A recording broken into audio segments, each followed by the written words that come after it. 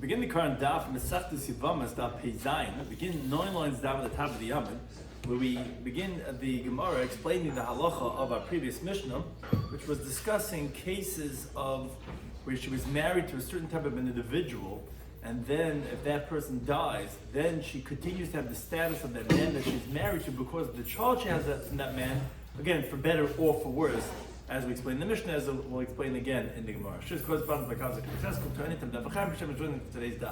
Some of the things we discuss in today's Daf are the halacha of chayzeres lebeis aviyah. This is she goes back to her father's household when she's not married anymore, and she does not have any child anymore from that husband when it comes to the truma. Let's say if she's a bas kohen. Chayzeres lebeis aviyah l'maisav. Let's say she's a bas levi. According to the sheet, this mayor that she won't, that she only a levi could eat it. Same type of halacha if she does not have any more connection with her husband, the Yisrael, has no child, and she goes back to Maisa. And again, this whole halacha of Chazeres b'shvil b'nah, that she even comes back not just to her father's household, but she also goes back to her husband's later state if she has a son from that husband. If, let's say, she was married to someone else that invalidated her, and that person dies, and she goes back even to that prior state of her son. Then we continue with the next parak regarding Meis Baila. If, let's say, her husband dies and she gets married because she hears that he died, and then the husband turns out he's really alive, what the halacha then in those situations, which relates to the discussion, do we say erech and then b'daraisa, do we trust one witness when it comes to biblical law, or regarding shtika kaida, how do we qualify when someone's quiet? Is that like his own admission? What's the halacha when we believe in someone else that's saying and he's quiet regarding that situation? So we begin the current Daf. We begin the Gemara on the Peizayin and Aleph, where we had said in the Mishnah basically two types of ideas. If you had a Bas Yisrael, and we spoke about there's a Bas Kohen. Regarding Bas Yisrael, which obviously she does not eat Truma, but then what happens if she gets married to a Kohen, then to a Levi, then to Yisrael, and then her husband, then the son from the Yisrael dies, so she can't, then she can go back to eating Truma, she can go back to eating Maisa from her son from the Levi. If her son from the Levi dies, she can continue eating Truma from her son from the Kohen. And then the son from the Kohen dies, then she cannot eat anything because she's just a regular Bas Yisrael. And we have the same thing about Bas Kohen, where she could eat Truma. She marries to Yisrael, she becomes apostle. Marries to a Levi, she could eat Maisa. Marries a Kohen, she could eat Truma. And the son from the Kohen dies, well, she can't eat Truma anymore because now she's going back to the status of the son from the Levi. Son from the Levi dies, well, she can't eat Maisa anymore. Son from the Yisrael dies, she goes back to the status of Chazeres beis aviyah. That's what the pasuk said, V'shavel aviyah kenoreha, Melech aviyah teicha. She goes now back to the status. Basically, every time, for better or for worse, you go back to the status that you were before you were married from that person or had a child from that person. Now, the Gemara begins the discussion by quoting from the Mishnah. We said, Meis benami Levi. If, let's say, she had at one point been, let's say, married to a Levi, and she had a son from the Levi. So the son from the Levi invalidates her from eating Truma because she's considered connected to the Levi. But if the son from the Levi dies, then we said Teichel b'Truma. She could continue eating Truma because her son from the Kohen. So regarding this first case, Bas Yisrael, Shanisis L'Kohen, which we said she could eat Truma, and then he said when she gets married to the Levi, she can't eat Truma anymore because she has a son from him. But on the way back, on this journey, we said, well, if her son from the Levi dies, well, she can go back to eating Truma now because the Hadr Achla Mishum B'nah. She goes back to eat because of her son. The Mishnah said Bas Yisrael and Meis Benam Levi she could eat Truma because of her son. So on that, so the Gemara's question is Menolan. Where do we know this idea that a Zara, a Bas Yisrael, that eats because of her son, but then she gets married to a Zar, to someone else, a Yisrael, and that guy dies, and let's say that guy's son also dies, that she goes back and she eats because of Benah. Where do you find this such idea? Meaning the whole halacha of Chazeres is said in the Torah regarding lebeis aviyah. She's a Bas Kohen. She's married to some Fremde, and that guy dies, and she has no children remain Lazera. So then she goes back. But where do you know that the same thing would apply to when a marriage that you had with a certain person, and you had a son from that person, but then you got married to someone else, and now you can't have the Truma Bishvil B'nah anymore. But when that guy dies, and you go back to that son, where do you know that there is such a halacha that we're saying? That was the theme of we have in our Mishnah. So Amar Baba Amar Rav, he says because Bas Ubas. What does it mean Bas Ubas? The pasuk could have said Bas Kohen Kisiya Amon Ugrusha etc. It says V'Shavel beis aviyah. It says Uvas. Uvas comes to tell us that the extra vav, at least the Gemara assumes right now, is what tells us that there's another woman that's being included over here that goes back to the previous status, which is that's when she goes back not only to Lebeis Avia, but goes back to Lebes Ba'ala, that when she was eating because of her son. Says the Gemara, wait a second, come on, so who's that like our Mishnah? Could we keep it the Dorish Vavi? Because the Gemara brings in Sanhedrin of the Navim Abayz, or Rabbi Kiva says to Rabbi Shmuel, Yishmol Achi Bas Ubas Ani Dorish. Sounds like that not everyone agrees to expound an extra vav. Says the Gemara, no, I him Rabbi Givim like the Rabbanim. Because Kula Uvas Kro Yiseruhu, the whole word Uvas is extra, not just the vav. Because it said previously Uvas Kohen Kisi Lijdar, and then it says Uvas Kohen Kisi Almana. Now, you could have just written the Chisi Almana Grusha, when she be widowed or divorced, then she goes back to her father's household. And now I know you're talking about the Bas Kohen because that's what you were speaking about before, when the Bas Kohen gets married to a foreigner and then she gets widowed. Why do you have to say again Uvas Kohen? The whole word Uvas is extra to tell me another daughter that of when she goes back not only to her father's household, but when she goes back to her previous husband's household because of the son that she's coming back to eat Truma because of him. I'm talking about in the Brisa, which is going on the pasuk that says Uvas Kohen, if there's going to be a daughter of a Kohen, Kisi Almana Grusha, she's going to be widowed or divorced, and Uzera Ema, and she has no children. So the halacha is, the pasuk says, she goes back, Kinoreha Beisavi, she goes back to her father's household.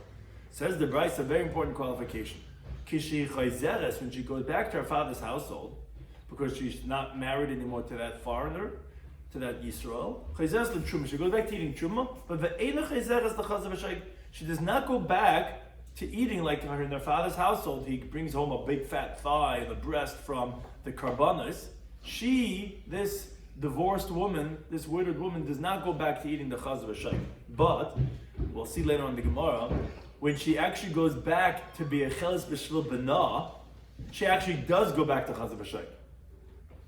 Only by Lebeis Avia she actually does not get to eat Chazav Hashaik, but when she goes back because of the case we have in our Mishnah, when Meis B'na, and she goes back to the previous B'na, she actually could.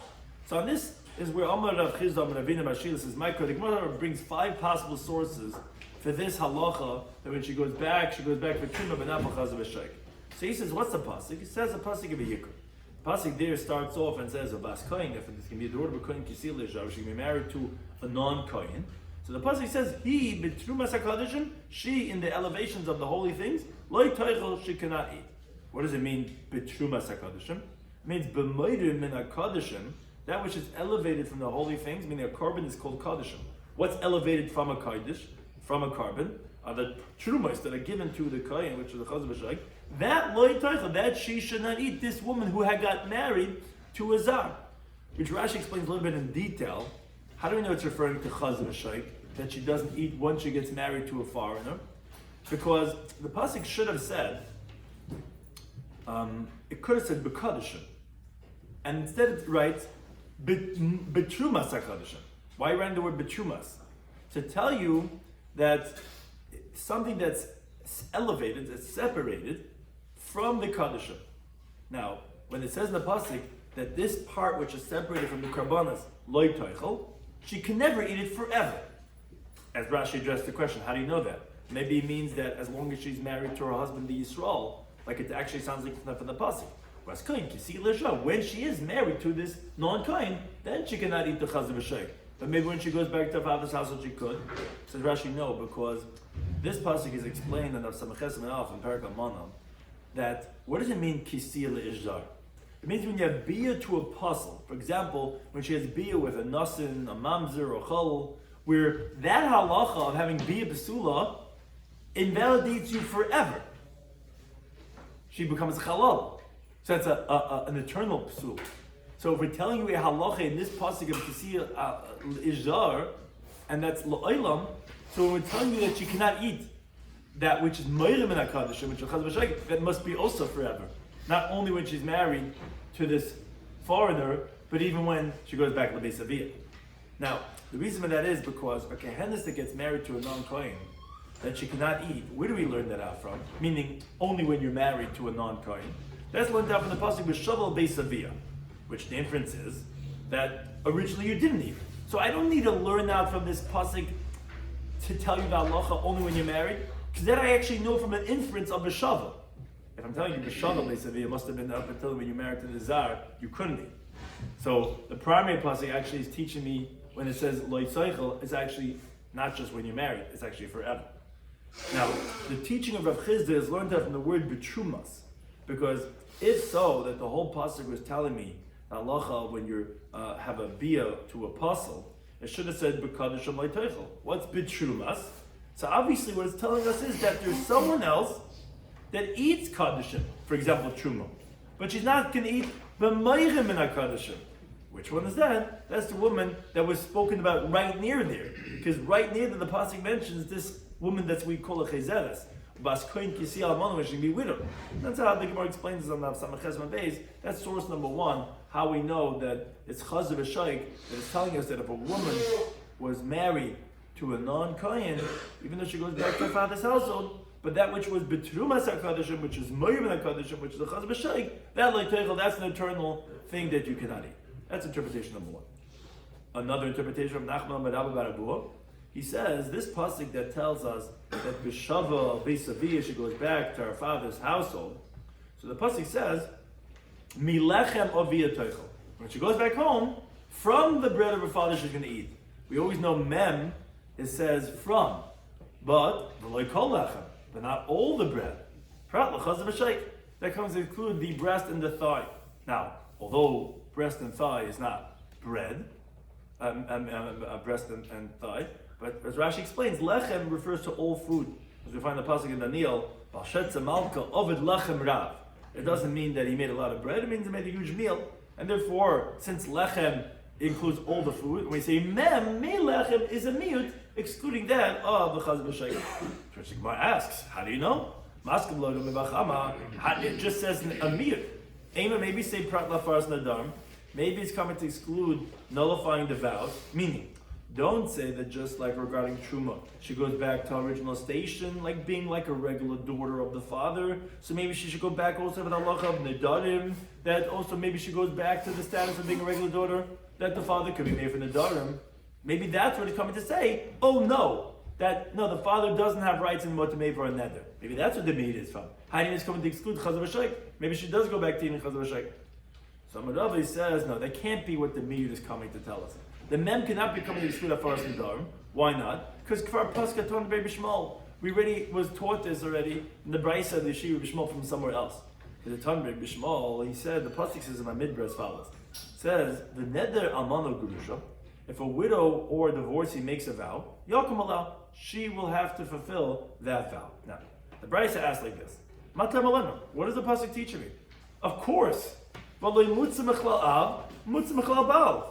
she doesn't have a husband, and she's not in the category of a father, because the moment she gets married, she's removed from his domain.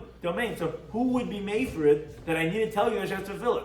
I mean, generally you say a girl, a woman, she might not have to, because the husband has and the father has rights to nullify the vow. Here she's not attached to any man, so of course she has to fulfill it. What's the pasuk telling me? Ella rather says, Tan Rabbi Shmuel, it's coming to teach us the following case. Let's say the father, what it used to be in biblical Talmudic times, is that the daughter is being sent off to go into the husband's household, going to some fayokta, village or something like that. So the father is handing over his daughter to the agents of the husband. Let's say the father's agents are giving it over to the husband's agents. But then on the long journey to the husband's hometown, the husband, we find out some typhus or whatever this and that, and he dies, and she's widowed. Or she gets divorced. He changed his mind, he divorces her on the journey. Now, says the Bryce like this. In that situation, how do I qualify this woman? What's the question? So the Gemara explains. Do I say she's still in her father's household? Because she never totally was removed from the father's domain. She never entered into the husband's domain. She was still on the journey on his way to his house, and maybe the father could still nullify her vows. Or maybe I say that no, she was in the husband's domain, and therefore she remains a widow, and obviously she's not in the husband's domain anymore because he died or he divorced her. But what it means to say is that then the father cannot nullify her vows. Oh, so since in that situation I wouldn't be clear what is her situation there. Ella, therefore, that we need this pasuk to tell you that the moment she goes out of the father's domain for one moment, which is when the father sent her off to the shluchei habal, then the father cannot ever do any more hafaras the dar. So in other words, what you see is that the pasuk of the nedam on the grusha yakim allow is coming to teach that the moment she leaves, the father has no more rights anymore. So I already know hafaras nadarim, that she's not shavel beisavia from that pasuk. So I don't need melechem to come and to exclude hafaras nadarim. Therefore, that's how we know it must be excluding that of the chaza b'shek. That was the second interpretation.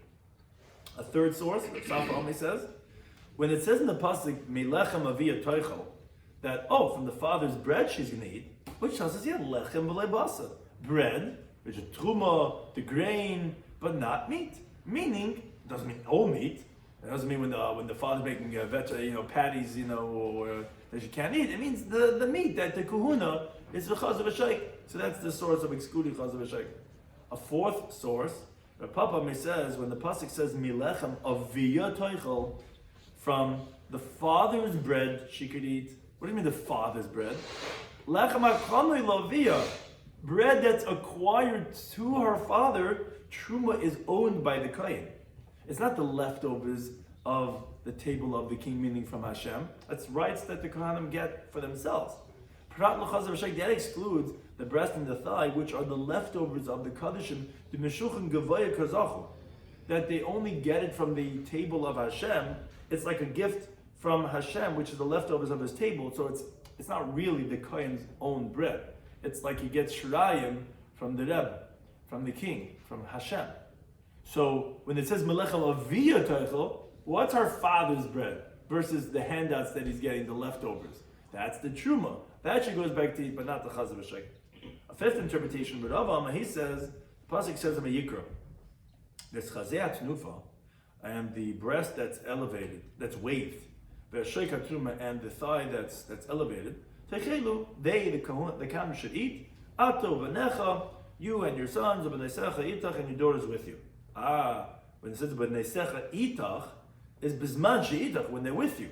But the moment she gets married to someone else, then she's not in that category anymore, and that's how we know that we're excluding the chayzeres. Although she goes back for truma, but she does not go back for the chaz v'shek. Amar Avad Barav, he says, Tana, we learn the brayso. When you have a bas kohen, she chayzeres lebeis avia, and she goes back to her father's household, like we said, chayzeres truma, she goes back for truma, but ve'ena chayzeres a chaz v'shek. But she doesn't go back, like we were mentioning, for the breast and the thigh. However, but a bas Yisrael that goes back to eat truma, bishvil b'na, because of her son, which was the halacha we were mentioning in our Mishnah. For example, let's say she gave birth from a kohen, a child, but then she got married to a Yisrael, which obviously invalidates her from eating truma. Then her husband, the Yisrael, dies, and she goes back. She goes back even for eating the breast and the thigh, because only by bas kohen does the pasuk have a miyut excluding her from being chayzeres, as we had 5 different sources. But that miyut is only by bas kohen who's going back to her father's household. When she's bas Yisrael going back to her ex-husband's estate because of her son, that we don't have a miyut for, and therefore that halacha will be even for chaz v'shayk. As the Gemara explains, Azal Rav Mordechai Amru l'Shmaiti Kamei Rav Ashi said over this teacher of Rav Ashi. Rav Mordechai says, wait a second. Mehecho kumetzur abiz. Where do you even know there's such a halacha to include that you could be chizeres b'shvil b'na? So we mentioned in the beginning of the Amid, we know it mi'ubas. From the extra word ubas kohen ki say, right, when she goes back to her father's household, it doesn't have to say ubas. So that's how we know she goes back not only to her father's household, she goes back to her late husband's estate. So mi atifa love me, no? How could it be better? If you're telling me a bas kohen, which is the biblical halacha, which is the origin of this halacha, when she goes back, she only goes back to truma b'nat to chaz v'shayk. So you're telling me that the one who goes back b'shul b'nat is going to be better, and she's going to go back even b'chaz v'shayk? Says yeah, because hasam ksivi miyute. As we mentioned, by bas kohen we have 5 different sources of a miyut. But the miyut's not said regarding a bas Yisrael that goes back to b'shul b'nat. You only have a miyut from specifically from the bas kohen. But the miyut, for some reason, is not going back on the whole category and the whole limud. It's only on that. But the ribui is including her for everything, and therefore she's actually better, and she goes back even because of a sheikh. Now we said in the Mishnah that bas koyin shenisses li Yisrael. If you have a daughter of a koyin that's married to Yisrael, so we said, okay, although when she was a bas koyin she was able to eat, but she cannot eat right now because she's married to a zar, to Yisrael. But then we said, if let's say he dies and she has a son from him, she also can't go back because she's still connected by having a son from the Yisrael. Only if he dies and the son dies, then she can go back to her father's household. So regarding this halacha, it says in the pasuk, "V'shaval beis avia," she goes back to her father's household. So it says the brisa, similar to the halacha, the Mishnah we were saying, when she can't go back yet, prat l'shemer d'syavam. This includes a woman who her husband died, but she's waiting for yibum, where she's not going back to her father's house because she's still connected with the zika of the oven. Oh, so she can't. Although she's not married to the oven, she cannot go back to her father's house because she's not mishava yet. She's still connected with the zika. Also, when the pasuk says she goes back to her father's house like she was in her youth when she was still a single girl, but that's only when she's empty like a single girl, meaning prat l'moberes. That excludes, let's say she's pregnant. She's not like she was as a single girl. So again, although she's widowed now and she's staying at her dad's place, she would not be able to eat the truma. Now, the Bryce actually asks and says, wait a second, why do I need a pasuk to exclude muberes? Logic would tell me she could not eat truma. Why? Uma b'makom. And this actually starts us till the end of the parak, a very interesting, more of a cheshbon type of wording, so try to hold on a little bit. Uma b'makom shalei asav vlad narishin.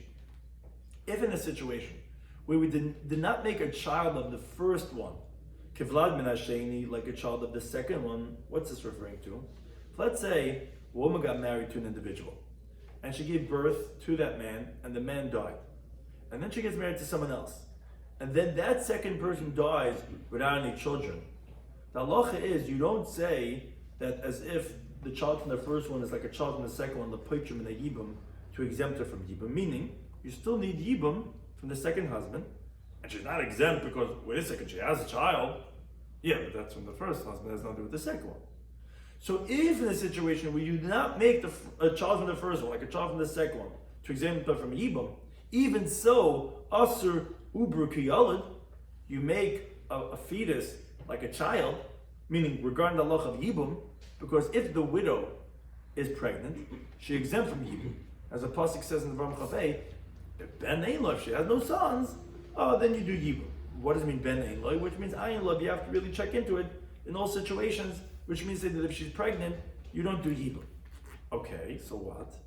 So based on that cheshbon, so in the situation where we do make a child from the first one like a child from the second one, what does that mean? If you have a basket, it's a little bit of a cheshbon, and it's going to be getting a little bit more cheshbon until we finish this parak. If you have a bas kohen that marries the Yisrael, and she has a child from the Yisrael, and then her husband the Yisrael dies, and she gets married to someone else, and then that someone else dies without any children, the halacha is that we make a child of the first one like a child of the second one, meaning to invalidate her from truma, meaning, although she's a bas kohen, she's still going to be forbidden in truma because the child from the first one.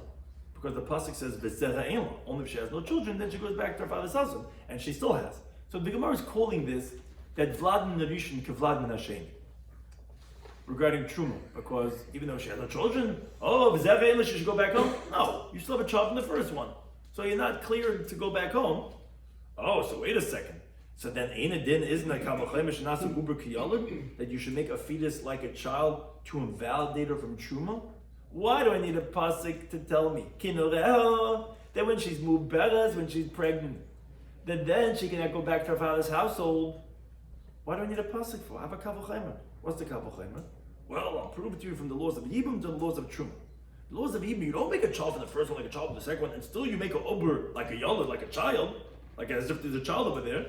So then by Truma, when you make the child from the first one, like a child from the second one, for sure you should say like that the fetus is like a child. And if you have a child, of course you can't go back to the father's house. Why do I need a special pasuk of Kidurao to exclude Muberes? So the said, no, it's not a Kavochem. Mali, what are you telling me? when you're saying asar uber kiyolid, when you're saying that you're making a fetus like a child in yibum, yeah, you know why by yibum you make a fetus like a child? Should I also make some kechayim? Because you also make the dead like the living. What does that mean? So Rashi explains. If her husband dies, and only after her husband dies does her son die, we consider the dead son like a living son. What does that mean? That you don't have to go back and say, hey, wait a second, you don't have a child anymore. You got to go back and do yibum now. The Gemara is going to tell us later on. No, it says the Torah's paths are sweet, are pleasant. That if you didn't have to do yibum at the time of the death because you had a child, if 6 months later, or 3 years later, or 5 years later, the son dies, you say, oh, you have no children. You have to go ahead and do yibum. No, that wouldn't be appropriate for the widow. And therefore, you're saying that the dead are like the living, which even though he's dead now, we consider like as if he's alive. Okay, that's what we'll say, that a fetus is like a child. But nasa uber kriyal in truma, you want to say based on like Kabbalah Chaimer to say that a fetus should be like a child regarding truma? Why would you say that? Shlosa mesim kechayim. You don't make the dead like the living. What does that mean? So Rashi explains. If you have a bas kain that has a child from Yisrael, her husband dies, and then after the husband dies, the son dies, then she does go back to her father's household. Which again, all these we learn out from Sukkim, as the Gemara is going to go through this in nitty gritty. So therefore, why would I think that this should be the same thing like the laws of Yibum? I don't make the dead like the living. No, the moment that son dies from the Yisrael, I can go back to my father's household and eat truma. So the dead are not like the living, but even the dead is like the living. So maybe there, when the dead is like the living, then I'll say the ub is like Yolim. But here, when the dead's not the living, I won't say like the fetus is like the living. So therefore, I wouldn't have a source. Therefore, Tamal Kineret. That's why I need a pasuk to tell me problem about us. To say you're right, I don't have a Kabbalah Chaimer friend, but I have a pasuk. Tell me that if she's pregnant, then she cannot go back to her father's house. So the Gemara explains, I had to write Kinereha, which excludes Mu'uberes, and I also had to write that she doesn't have any children, which excludes if she has a child. Why do you need both of them? I'll tell you what. Because had we only written the pasuk and she has no children, then she cannot go back to her father's house. I would say, yeah, because Mikara Chad Gufa, before she was one body, now she's two bodies. You're not the same person. You start multiplying. So therefore, you can't go back to your father's house. But I would have thought to say a pregnant woman. Originally, she was one body, and she's still one body. I would say she could go back to her father's household and eat truma. Never needed to exclude muberes. But why couldn't I just have pregnant for sure, getting a child? No. Because the muberes had I written only muberes from the pasuk of Kinorah to say that she cannot go back to her father's household, I would say yeah. Because the mikura, because in the beginning, gufa had to get into the base sreika. Originally she was an empty body. Now she's a full body. So she's a very different person than she was when she was in her youth. Therefore she cannot go back and eat truma. Avol zera ein lo. But regarding the pasuk of that she has no children, if I didn't say that, which the mikura gufa sreika, mahashta gufa sreika. When she had a child, a woman finally, she gets to slim down after she has that baby, get rid of all that, she looks the same, or somewhat, as she did before she ever had a child. Same alai. I would say that no, that she would not be prohibited of going back to her father's household. She actually would be allowed to, because she's exactly as she was as a single girl. So usually if you needed to exclude both them, muberes, and also that of having a child, to say that they cannot go back. Now this last bit of Gemara is not even Rashi on it. It is a little bit of obtuse a little bit. But the Gemara says, Simon, a mnemonic, to recall this, which some take out the words Amalei, says to him, but it's really Loi Nasa, and the Gemara says Vinasa, as it applies B'misa, to death. And also Nasa, V'loi Nasa, as applies to Bevlat, getting a child, which really, the next part of the mnemonic is explaining, it's Yibum and Truma and Yubim and Truma. So regarding Yibum and Truma, as we were just mentioning in Omen Aleph, that's the simon to a mnemonic to remember the discussion of the next part of the Gemara, which essentially is comparing the laws of Yibum and Bas Kohen, as we did in Omen Aleph, regarding her having a child. Amalei, and this is what the words Amalei Rabbi Yehuda, Mediskarto L'Rab. He says like this. The first part of the mnemonic was Loi Nasa. So this is what he's saying. Loi Nasa, and we said it's regarding Misa. It said Loi Nasa v'Nasa Misa. Loi Nasa Mesim Kechayim. It's really very simple idea, but just it's really expanded very much. Lo nasa mesim kechayim. We should not make the dead like the living le'inyan yibum. Meaning, we had mentioned that once the husband dies, if there's a child, so we said on Amud Aleph, and that's what we were saying, a discrepancy why you cannot learn out truma from yibum, because we make mesim kechayim regarding yibum and not regarding truma. We said that when he's dead, it's like as if he's still alive. So the Gemara is asking, no, we should not make the dead like the living le'inyan yibum. Meaning she should go back to her zika. If the son dies, let's say 3 years later, you have no children, he's dead, you should go back and have to do yibum. Why? Mikabel chayma. What's the kabel chayma? Essentially, it's taking all these three variables we spoke about in Amud Aleph and saying, okay, maybe learn from that, and going back and forth. So what's the kabel chayma?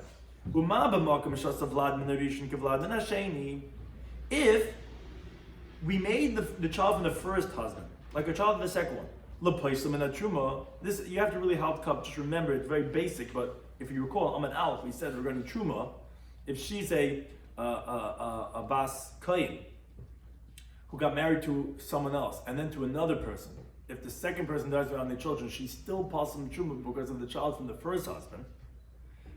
And still, lo'asa mesim kechayim, regarding truma, we don't make the dead like the living.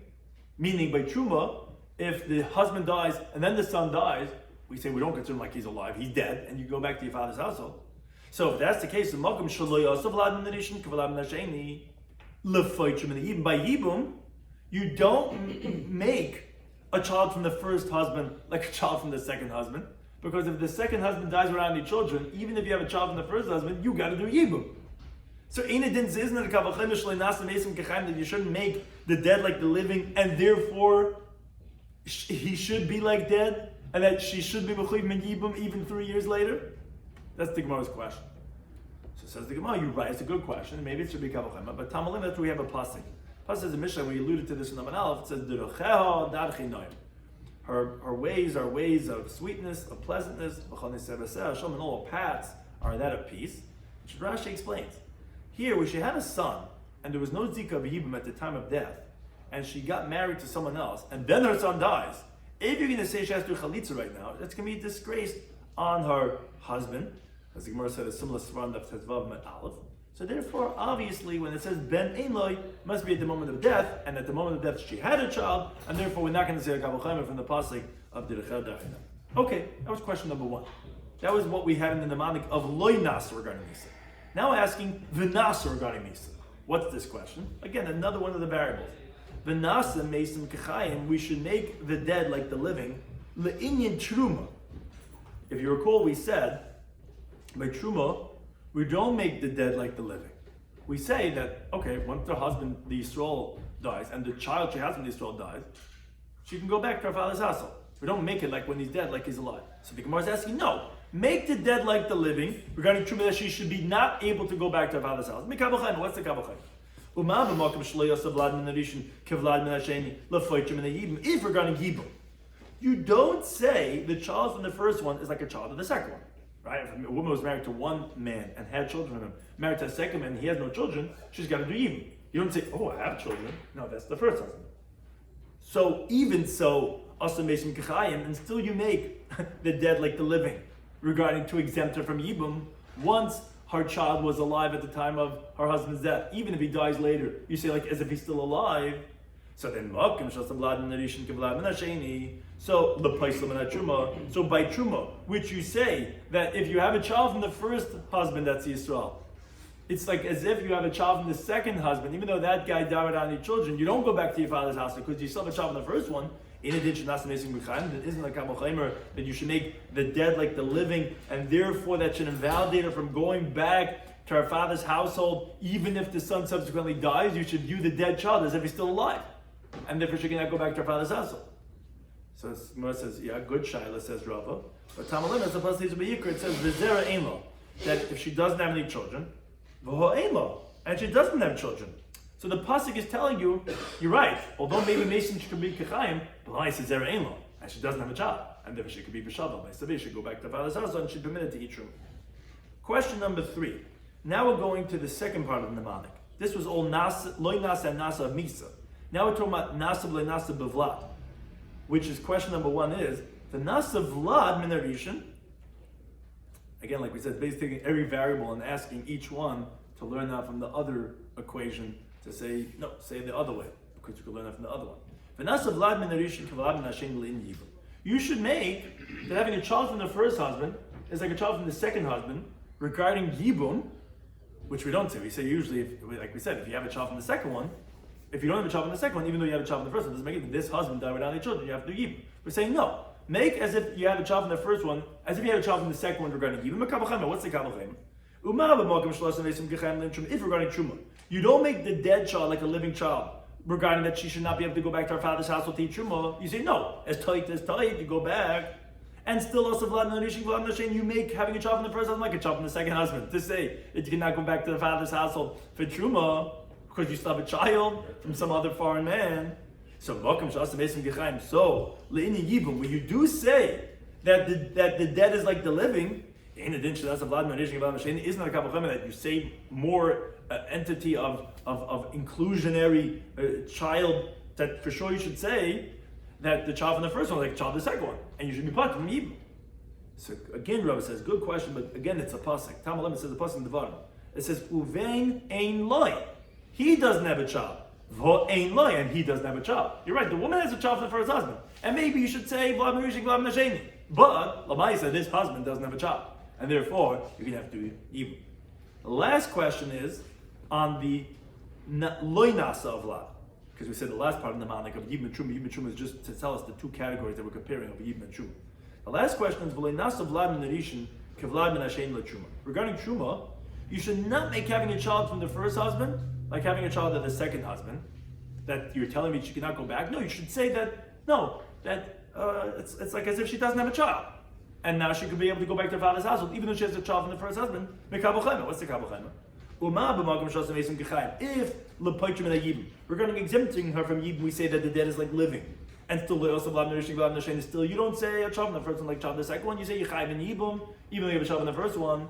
So regarding truma, you don't say the dead is like the living.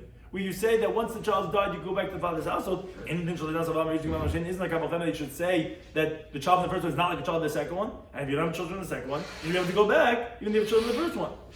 Again, Tamalayma, it's a pasuk that says v'zera ein law, that if she doesn't have any children, she can go back to the father's household. But for her yeshla, she has children from the first husband. So even though the second husband dies without any children, that's not going to help, and therefore she's not going to be able to go back to her father's household. We shall return to the 9th parak, Mesechta Yevamos Daf, which spoke about those which are possible for yibum and those which are mutter, and that as applied to laws of truma. And now we continue with the 10th parak in Mesechta Yevamos. It's called Ha'isha Rabbah.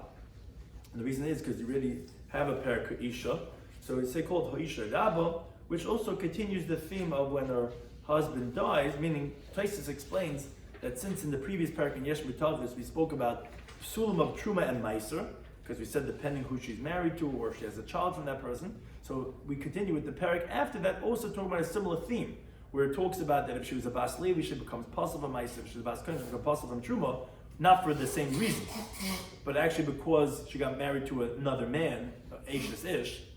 But since it's a similar theme about becoming possible from truma meiser, even though the previous parak was talking about permitted marriages, but you become possible because if it's a zara or a zara. So here also we continue with a similar theme about becoming possible from truma meiser. It says in the Mishnah, but it basically talks about when the husband, when she thought he died or he did die, and how that applies to her getting married to someone else. If a woman that her husband went overseas, and they come and they tell the bad news, now who's telling her? The Gemara will make a dig from the Sefer that's talking about one witness, a single person. Even though it says and they tell her, but it's a single individual. They tell her, Meis Balach, your husband died. Venissus. And she goes and she gets married. Guess what? He was still alive. And then the husband comes into town. Halach is Teitzim Zemezeh. She has to leave from both husbands, just like a regular married woman that was Mazana. Because she's not considered Ananusa, which if she was, let's say, raped, if she was something beyond the control, she's still permitted, she's not considered Anusa. Now, although the rabbis believed an Eid Echad by a Isha because of Igruna, because we don't want her to be, strong and out to dry. Now, the reason is because she will be careful and she'll check until she knows definitively and clearly that her husband died. This woman, who obviously did not check well enough because he's still alive, so therefore they penalized her and they says, okay, you're not going to be able to stay married. We're not going to treat you as an anusa, even though we gave you the right, and essentially, so what do you want from me? The rabbis led. It's not the same, because the reason why, as we'll explain ultimately on the next daf, that really why we believe Eid Echad is only because of leniency, and that leniency is tied to a stringency. If it turns out you're wrong, then you're going to have to leave from both husbands. We're going to treat like a regular isha that was mezana, which essentially that's what she did, and therefore she has to leave from the baal and from the baal. Also, b'tzricha get mizeh. She also requires a get from both husbands, meaning if she wants to marry someone else. Now, why would she need a get from the second husband if that's just like the one she was mizana with? The Gemara is going to explain the reason why. Moreover, ve'ein lo ksuba, she does not get her ksuba. V'le perish, she does not get back her peres that was eaten by the husbands. V'le mezainis, neither, even if she borrowed and she ate when she was still in the husband's domain, she doesn't get mezainis paid back to her. V'le belois, even let's say her worn out garments that she had, she cannot take out from there. She can't go back home and get her stuff. Lo yazeh, not by the first husband, not by the second husband. Now, let's say she did take, in the middle of the night when the husband's away from work or whatever, this and that, she goes into the house, she takes her stuff. Tafza, she's got to give it back. Moreover, the children are a mamzer from both. Meaning, if she has a child from the second husband, so obviously that's a bona fide mamzer because that was like Eishes Ish. Now, if she goes back to the first husband after he comes back and she has a child, that's going to be rabbinically a mamzer because biblically not. Biblically, she was really an anusa, but rabbinically we're going to consider that child as a mamzer, and even if not, they wouldn't be considered as a mamzer. But rabbinically, we consider it as a mamzer. Also, if let's say they're kahanim, neither one of these husbands can make themselves tummy to her. Neither husband merits, and so therefore the relationship is severed on both ways. The husband doesn't merit loy b'mitziasa, not when she finds something. Loy ma'asideh, not her earnings. But neither do they have the rights of nullifying her vows. Now, let's say she's a bas Yisrael. Let's say she was a bas Yisrael. So nifsla min kahuna. Now, because she had relations with the second husband, which really was nus, she became a zayna, which was what Eishes Ish, and therefore she's invalid for marrying a kohen. And let's say she's a bas Levi, she's also possible min meiser, because that's a penalty. And also ubas kohen, if she was a bas kohen, min truma, even rabbinic, she's possible from having truma. This is a rabbinic penalty. And moreover, now each husband have inheritors. Neither one of those inheritors are Yershin as Ksubasa. They don't inherit her Ksuba. Which I was going to ask, what Ksuba? You told me she doesn't get a Ksuba. So what's this that the Yershin don't inherit the Ksuba? Now, Vemesu, let's say the husbands, either one, die. Let's say both husbands die. So the brothers of both husbands are Choltzim lo b'yabim. They do Chalitza and they don't do Yibum. So Rashi explains. The brothers of the first husband biblically have to do Chalitza because biblically she was married to the husband. It's only rabbinically that they say that they cannot do Yibum, because rabbinically we consider as if she's not married to him. The brothers of the second husband only rabbinically have to do Chalitza, because really biblically she wasn't married to him, but it's exeru because people might say that, wait a second, she was married to that second man. Must have been the first husband had divorced her, and she was married to the second one, as the Gemara is going to explain later on the Peiches Mavez, regarding the laws of get, why we require get, where it looks like as if you don't need Chalitza from a Yava. People are going to think she was married to the second one and say, oh, she went out scot-free. I don't know, it's no chalitza, what happened is that? So rabbinically they require chalitza because it looks like she was married to the second guy. Now, that's the Tanna Kama. Rabbi Yisrael, he disagrees. He actually says ksubasa is actually on nichse ba'al harishon. Actually, the ksuba is on the estate of the first husband, that there is a ksuba there from the first husband. Rabbi Lazar, he says another point that he disagrees with the Tanna Kama. He says, harishon zakai b'mitziyasa. The first husband actually does merit if she finds something of Ma'asideh on the earnings of her husband and her nullifying of her vows. A fourth opinion, Shimon, he also disagrees, and as Rashi points out, he's disagreeing on the Reisha. The Reisha said that Loy B'Yabim, the brothers of either one of those husbands, late husbands, cannot do Yibum. Shimon disagrees.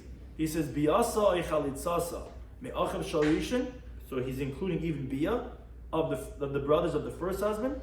Our Paitel Tzurasa, it does exempt the co-wife, meaning to say they could do Yibum. Moreover, Ve'in Avlad Mimena Mamzer.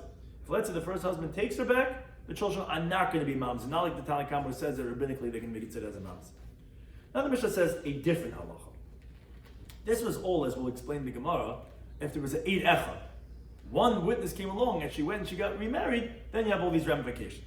But let's say let's say she got married, quote unquote, without permission. So Rashi explains, what does it mean without permission? It doesn't mean that it was forbidden. It means that she didn't need permission from the courts. Because two witnesses came along and said your husband died. And she got married on her own. Because you don't need a special heter of best. And everyone knows that two witnesses are believed. So in that situation, if the husband comes back and he's alive, mutaris lachzaloi, then she actually is permitted to go back to him because she is considered ananusa. Because what do you want from me? This is what two witnesses was the halacha. What was I supposed to do? Now, actually, the Mishnah makes a contrast. If Nisis al pi best, and if she gets married based on the court's ruling, which means when there was an Eid Echad that you need a special dispensation from the courts, then Teitze, then we said she's going to have to leave both husbands. But a Truman carbon, she's going to be exempt from a carbon because when an individual follows a ruling of the courts, the halacha is Hayraz Bezdin, you're part of bringing your own carbon. It's the court's liability, not your own. Loinis al pi best, if she does not get married based on the courts, rather based on two witnesses, then Teitze, then she has to leave, meaning the second husband, not the first husband. And v'chayeves b'carbon, she's going to be liable on the carbon because she's considered a Chicago. It's not oinus to be exempt from a carbon because she should have waited. Yes, she didn't do it deliberately, but it was a mistake of an issue that she did of being mezana, so she would have to bring a carbon. What's the status of the child of the second? Of a second, meaning it's a mamza. You want to know what's b'shay? Meaning it was nus. She was married, so it'd be a mamza. Boydus is also mamza. Right. But it says here that it's, she's a shoygig, and before it says she's a nusa. Which one? With the two? The anus is regarding being forbidden to the husband. Meaning, regards to being permitted to the husband, you consider an oinus, and therefore you're permitted. When we're saying shigagi, is regarding the liability of a carbon, and that's what the Mishnah ends off. Yafa koyach bezin. How strong is the power of the bezin? Shapaychim that come exempts it from a carbon because that's considered like an oinus regarding that chiyuv of the carbon. Now, however, one caveat, the Mishnah ends off. Let's say the court rules that she could get married. Then she goes and she ruins herself, meaning she goes and she has stamznus with people. Then chayeves b'carbon. Then she'd be liable on the carbon. Why?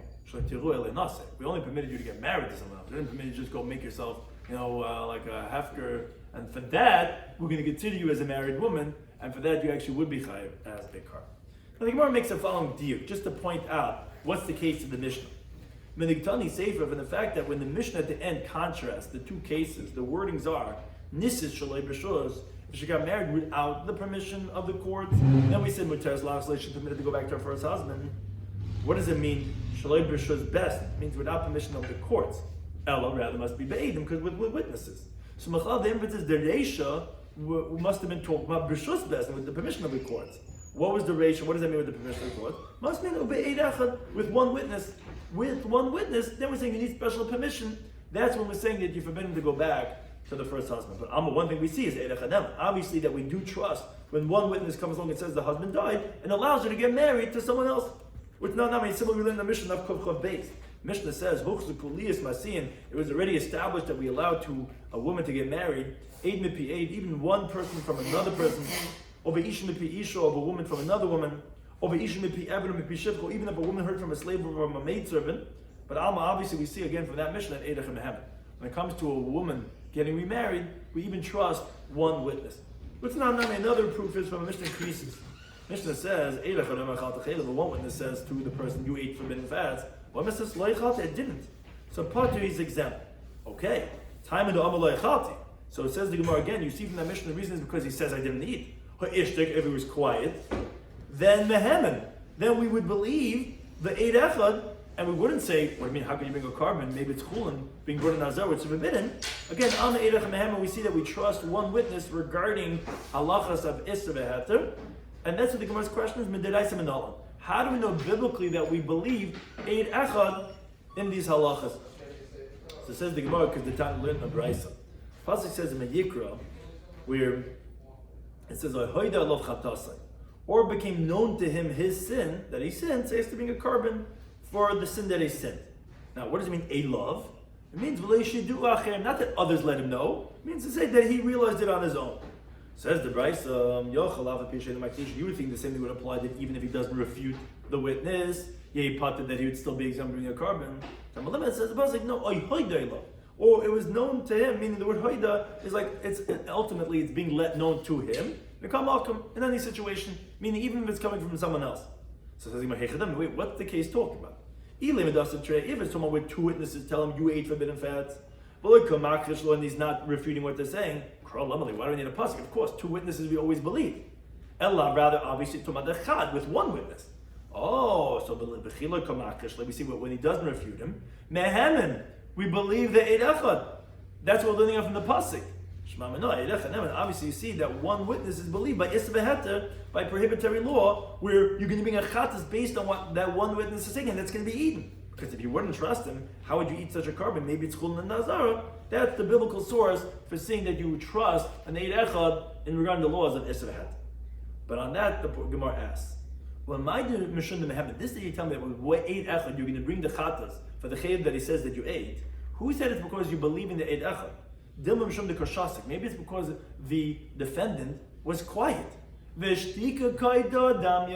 And being quiet is like admission. It's like you're saying that you did it. You're saying you ate a chaylev. Of course you have to bring a chatas.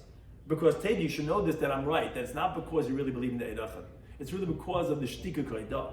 Because if Tony say, at the end of the mission over the increases says, Amru Shnayim, let's say two people say, Achal Tachil, you ate forbidden fats. But Amru Loichat says, no, I didn't. Tanakama holds pot, you're going to be exempt. Remei says, no, two witnesses, you're going to be chayav achatas. Remei says, Kamachayma.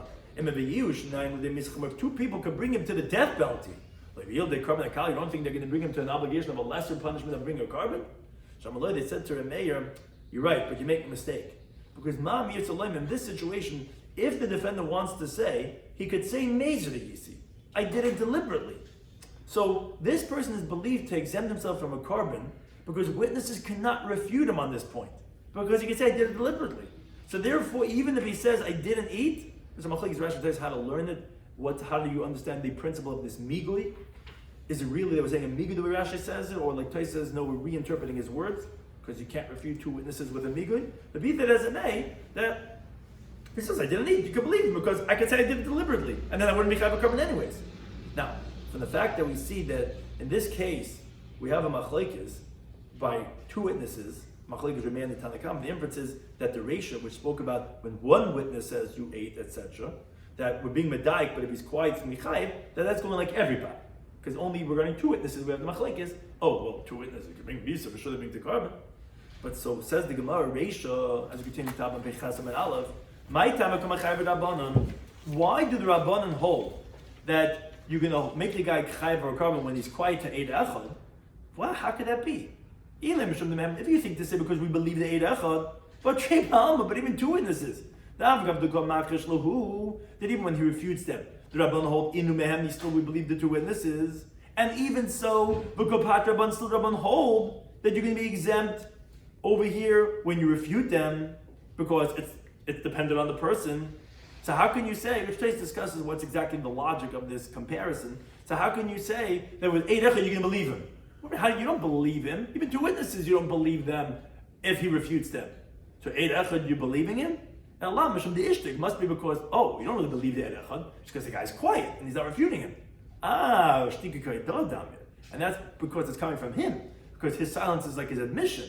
That's why you believe the eid echad. And if there's no raya to saying that you believe eid echad because maybe you don't believe eid echad. It's only because the guy's quiet and his quiet is like his admission, and therefore he's admitting. Therefore he's going to be chayav. Again, so we don't have a source yet for the halacha of the Mishnah, which the Gemara is assuming right now at this point that it's a biblical halacha that you believe eid echad. The Gemara is going to attempt to we're going to find out that the Gemara is going to conclude eid echad is not accepted. It's actually coming from a rabbinic point.